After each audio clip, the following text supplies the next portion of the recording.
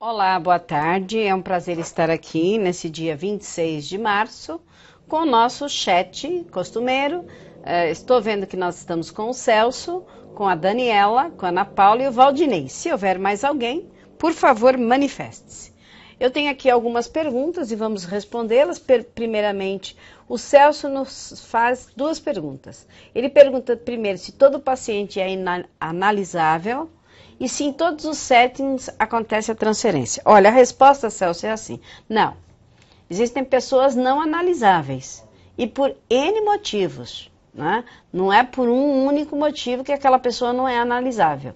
Mas esse não analisável é preciso entender. Não é analisável dentro dos critérios da psicanálise. Não quer dizer que essa pessoa não possa trabalhar com outros recursos. Por exemplo, desvio de caráter. A psicanálise não tem nada a oferecer para o desvio de caráter. Mas existe um analista que tem, que é o William Reich.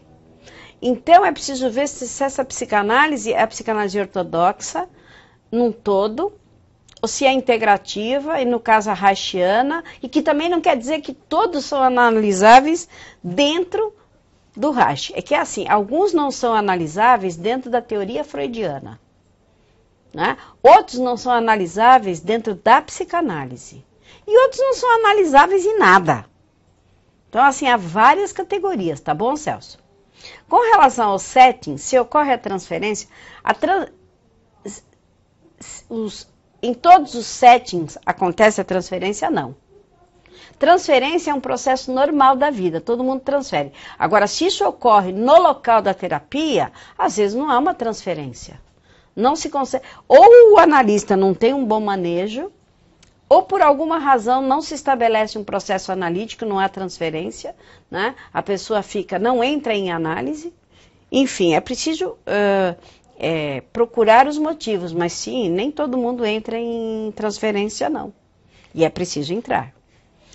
O Valdinei Luiz diz, boa tarde, professora Fátima. Seria possível explicar o porquê da transferência e da resistência serem primordiais para a análise? Bom, eles são primordiais, Valdinei, porque eles acontecem. Então, assim, a transferência é porque é o seguinte, o analisando transfere para o analista todas as suas questões afetivas. Se não ocorrer a transferência do analisando, o analista não tem ferramentas para entender o que está acontecendo com o paciente. Não tem como fazer o manejo, certo? Isso é transferência. O que não pode acontecer é a contra-transferência. É o analista também entrar no mesmo sentimento ruim que o seu paciente. Resistência é uma outra coisa. Resistência todos os pacientes vão ter, mas em maior e menor quantidade e em momentos diferentes da análise. A resistência acontece porque quem é que gosta de ir no médico tomar uma injeção e vai feliz, porque vai arrancar um dente. Mas necessita ser feito. Então a resistência é assim, eu resisto a me tratar porque eu vou sentir dor. Claro que depois que acaba eu me sinto bem, mas durante o processo, é natural nós termos resistência e as resistências precisam ser vencidas. Freud dizia que a resistência, quando ela acontece, o analista deve mudar o foco da análise para o paciente não espanar. Bom, Karim, excelente vídeo. Gostaria de saber se podemos afirmar que no processo de compreensão das motivações inconscientes, do acesso ao inconsciente através da análise, do trabalho do analista do autoconhecimento, podemos transformar nosso comportamento e curar as nossas neuroses. Há uma reprogramação consciente e inconsciente? Olha, Karen, a psicanálise, a função não é exatamente curar, e nem sequer o comportamento vai se modificar, mas não porque é a psicanálise que vai modificar o comportamento. O que a psicanálise faz é tornar consciente, é um manejo de ser o facilitador do paciente trazer do inconsciente para o consciente todos os seus desejos, todos os seus desafetos. E a pessoa, de conhecimento disso e com as emoções catarseadas, ela passa a não ter sofrimento, ou seja, diminui a neurose, né? Ela pode ser totalmente tratada. E nisso haverá, por tabela, provavelmente uma mudança comportamental, mas a psicanálise não é comportamental, comportamental é psicologia. TCC, terapia cognitiva comportamental, mexe diretamente no comportamento. Psicanálise mexe no sentimento. Invariavelmente poderá ter uma modificação comportamental, tá bom, Karim? Espero que você tenha entendido. A Karim tá entrando, entendeu, Karim? Acabei de explicar aqui. Agora, a Iana de Castro. Olá, Iana, tudo bem? Ah, que delícia ter um monte de gente aí. Faça perguntas. Gente, o Aécio, eu até levei um susto, pensei que era o Aécio Neves, né? Mas não é, não. O Aécio, eu não sei se ele está no ar também, ele nos pergunta, é verdade que existem muitos pastores e padres psicanalistas? É sim, Aécio, inclusive pais de santo. Inclusive pessoas espíritas. Uma coisa não quer dizer que invalide a outra. E todos eles têm que fazer as mesmas senhoras de análise e estágio, tudo bonitinho.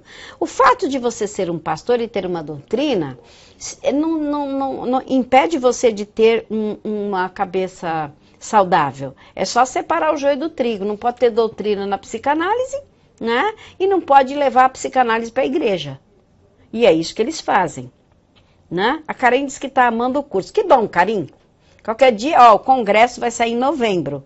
Vocês se preparem para vir para São Paulo para a gente se encontrar todos e eu conhecer vocês todos, hein? Então, pastor faz psicanálise, Padre Roberto, eu adoro o Padre Roberto, lá de Mococa, que faz a missa em latim, formado pela SBPI, um excelente padre, muitos pastores. Muitos pais de santo, não discrimina qualquer religião. Ser religioso não impede uma formação psicanalítica em absoluto. Uma outra pergunta. Ah, Iana, eu sou teóloga, estou amando a psicanálise, tá vendo? A Iana é teóloga, então uma coisa é uma coisa, outra coisa é outra coisa, gente. É comum e normal as pessoas religiosas fazerem psicanálise. Ela separa o joio do trigo, é como eu me formei em física nuclear e sou psicanalista. Eu não misturo as duas coisas. Tem uma outra pergunta aqui. Olá, boa tarde. Olá, Fátima, boa tarde. Sou aluno do curso de psicanálise integrativa. Ouvi você falando do psicopata, que é uma pessoa que não sofre. Entendi que mesmo ele causa sofrimento em outras pessoas. Ele não se comove com os problemas gerados nessa outra pessoa.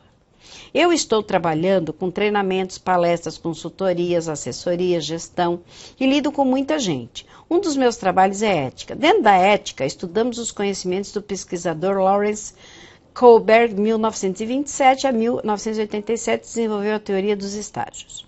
Muito bem. Amadurecimento do raciocínio e julgamento. São 6 estágios a saber. Tá, mas eu queria entender por que você está me dizendo tudo isso, né? A pessoa do segundo estágio é uma pessoa que não se importa... Tá, tudo bem. Legal. Eu não acompanho ao vivo o chat devido aos horários, mas assisto as reprises. Então, mas tudo isso que você está me falando aqui de ética, isso são conhecimentos filosóficos de ética. Isso não tem nada a ver com psicanálise. Não, nós temos um código de ética muito semelhante ao código de ética dos psicólogos. É só vocês compreenderem a diferença de moral e ética, tá? Mas isso que você está me dizendo aqui, que você trabalha e tal, você me coloca uma série de coisas, não é uma pergunta para eu te responder. A consciência de princípios éticos universais não tem nada a ver com psicanálise. Aliás, a psicanálise tem ética no comportamento do psicanalista, mas o inconsciente é amoral e atemporal, e nós não temos julgamentos, certo? Então é isso. Então você me faz uma pergunta imensa aqui que não tem nada a ver com psicanálise, tá bom? Jair Monte? Ué, em cima começa com o nome de uma pessoa. Jair, eu não... Ó, refaz a pergunta, porque, Jair, é bem possível que eu não tenha entendido. Eu não sei por que você me manda tudo isso aqui, sinceramente. Ana Paula falou assim... Ah, meu Deus, saiu aqui. Isso é tão... Ana Paula nos pergunta aqui. Falando em estágio, em que fase do curso começa e como é o processo para dar entrada? Ana Paula, o estágio começa no 13º mês, ou quando o seu analista te liberar. Se o analista não te liberar porque você não está suficientemente bem psiquicamente, você não iniciará o estágio. Então, assim, primeiro, quem é seu analista e em que momento do curso você está?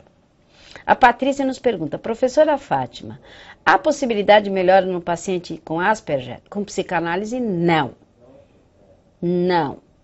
Agora, precisa ver se é um diagnóstico de Asperger bem feito.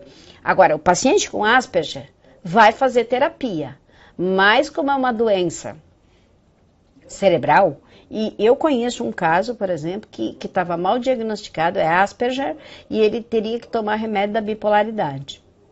Então, assim, são doenças que não são da psicanálise, mas que a psicanálise poderá dar qualidade de vida. Não tem cura Asperger.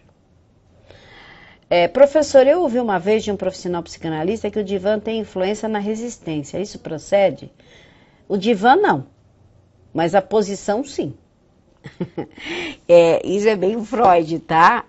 Não é o fato de ter o divã, mas é a posição onde você fica em relação ao divã. Se você fica atrás do paciente, você aumenta a resistência dele. Até porque ele fica pensando o que você está fazendo lá atrás. Então não é por existir o divã, mas nossa senhora, é muita coisa entrando aqui, gente, que legal. Não é o problema do divã, não. Tá? É aonde está o divã e uma pessoa sentando atrás. A Iana diz assim, minha pergunta é quanto aos sonhos. Eu estou no início do curso de formação em psicanálise e ainda não cheguei na parte em que Freud explica sua teoria de sonhos. Minha pergunta é, sonhar com pessoas que passaram por sua vida, marcaram negativamente e já não fazem mais parte, isso quer dizer que existe um processo de recalque? Não. Já que você não passou por sonhos, não senhora. Sonhos são símbolos. Não tem nada a ver com É assim, Iana, sonho para Freud não é o que você sonha, não é o conteúdo manifesto, é o conteúdo latente, é o que não está lá, que tem a ver com o processo primário de pensamento, com condensação, enfim. Sonhos é uma parte muito interessante, mas não tem nada a ver com o que você sonhou no sentido do que está lá. Essa pessoa, não é assim que funciona, tá? É de outra forma. Agora tem uma pergunta da Daniela. A técnica muito interessante e pertinente, visto que, segundo Freud, nossos maiores traumas são desenvolvidos de 0 a 10 anos de idade. Minhas maiores dúvidas quanto à visualização criativa e criança interior são: quais as técnicas de relaxamento utilizadas antes da regressão, a fim de que o paciente possa sentir-se à vontade e confiar? Não tem nenhuma. Se você já vai usar a visualização criativa, ela já é uma técnica de relaxamento. Você não precisa fazer mais nada. Não se preocupe.